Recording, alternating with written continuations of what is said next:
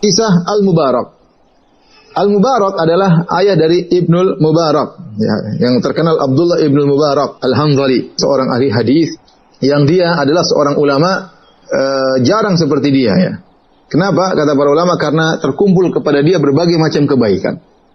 Ya, dia adalah seorang mujahid, seorang alim ulama, seorang ahli hadis, seorang yang sangat dermawan. Dan ini jarang terkumpul seperti ini. Ada orang alim, tapi mungkin dia ahli ibadah tapi dia bukan ahli hadis. Ya, mungkin dia ahli hadis tapi mungkin ibadahnya kurang. Mungkin dia orang ulama tapi dia bukan mujahid. Mungkin dia ulama, mungkin dia mujahid tapi dia miskin, tidak kaya raya. Ibnu Mubarak lengkap dan ini jarang ada ulama seperti dia. Inilah Abdullah Ibnu Mubarak. Sangat rajin bersedekah. Di samping itu ternyata dia hidupnya zuhud. Di samping itu ternyata dia seorang alim. Di samping itu ternyata dia ahli ibadah, ya. Di samping itu ya dia ternyata sangat rajin bersedekah. Terkumpul banyak kemuliaan pada Abdullah Ibn Mubarak. Siapakah bapaknya Al-Mubarak? Abdullah bin Al-Mubarak. Bapaknya Al-Mubarak dahulu adalah seorang budak. Ya. Ada yang mengatakan dari Turki. Ya. Dia budak. Ya.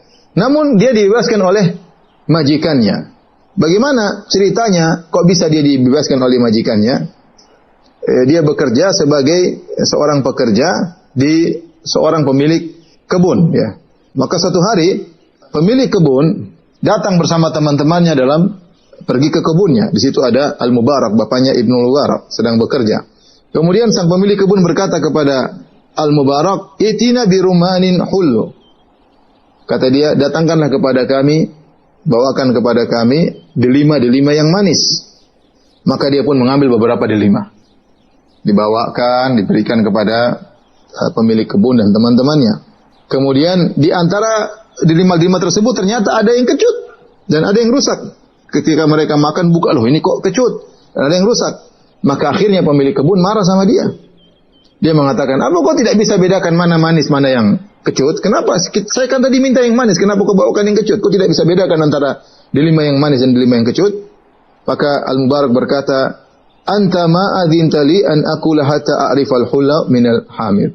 Engkau belum izinkan aku untuk makan dari buah delima, sehingga aku tidak bisa bedakan mana yang manis dan mana yang kecut. Maka heranlah pemilik kebun. Ya, namanya penjaga kebun ya harusnya makan bebas aja. Tapi karena dia belum diizinkan untuk makan, maka dia hidangkan delima tanpa membedakan manis, mana yang manis dan mana yang kecut. Maka mendengar perkataan Al-Mubarak, maka pemilik kebun pun kaget dan dia berkata, "Anta mundu kadza wa kadza tahrusul bustan?" Kau sudah lama menjaga kebun ini, kau tidak pernah makan sama sekali. Dia kayak kurang percaya, seakan-akan Al-Mubarak sedang menipunya. Akhirnya dia bertanya-tanya kepada tetangga-tetangganya yang mengenal Al-Mubarak dan mereka mengabarkan memang dia tidak pernah makan dari kebun sama sekali karena tidak pernah diizinkan, ya.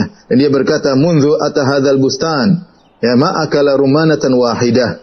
Mereka berkata, dia sejak datang ke kebun, kerja di kebun tidak pernah makan satu butir buah delima sama sekali. Maka akhirnya pemilik kebun pun kagum dengan akhlak dari Al-Mubarak tersebut. Kemudian dia berkata kepada Al-Mubarak yang sedang bekerja kepada dia, berkata, "Laisa indi ila binatun wahidah." Saya tidak punya putri kecuali satu orang. "Faliman uzawijuha?" Menurut kamu kepada siapa aku nikahkan putriku? Maka apa kata Al-Mubarak? "Al-Yahud yuzawijun bil mal." Adapun orang-orang Yahudi mereka menikah karena harta. Wan Nasara lil jamal, orang-orang Nasara menikah karena kecantikan. Wal Arab lil hasab wan nasab, orang-orang Arab menikah karena melihat nasab dan kedudukan. Wal Muslimun lit taqwa, orang-orang Islam menikah karena takwa.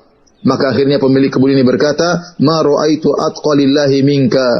Aku tidak melihat orang yang lebih bertakwa dari engkau, wahai Al-Mubarak. Maka dia pun nikahkan putrinya dengan Al-Mubarak. Maka lihatlah, ya, bayangkan Al-Mubarak, dia tidak mau makan makanan yang haram. Jangankan yang haram, yang syubhat. Padahal kita tahu namanya urf masyarakat, namanya penjaga kebun, ya boleh makan dong. Bolehlah. Apalagi kalau sudah jatuh. Tapi karena dia tidak pernah diizinkan, bertahun-tahun dia tidak pernah makan sama sekali. Dia tidak sedang menghalangi perutnya dimasuki oleh hasil yang haram. Dia tidak sedang menghalangi perutnya dimasuki dari hasil yang riba, hasil menipu, hasil korupsi. Tidak. Bahkan hasil yang syubhat. Yang sebenarnya diizinkan oleh sang pemilik kebun, tapi dia warok, dia khawatir ini masalah karena pemilik kebun tidak pernah mengizinkan. Akhirnya gara-gara satu butir tidak dia makan, Apa yang Allah berikan kepada dia, Allah berikan kepada dia bahkan sang pemilik kebun dan putrinya dan sak kebun-kebunnya. Bayangkan. Dan inilah man taraka syai'an lillah awadallahu khairan minhu. Barang siapa meninggalkan sesuatu karena Allah Subhanahu wa taala, Allah akan gantikan dengan lebih baik. Maka akhirnya dia punya anak yang sangat luar biasa. Itulah Abdullah Ibnul Mubarak, seorang alim yang zahid, yang mujahid, yang sangat dermawan, yang sangat soleh, abid, sangat rajin ibadah. Tidak heran karena bapaknya ternyata adalah orang yang hebat.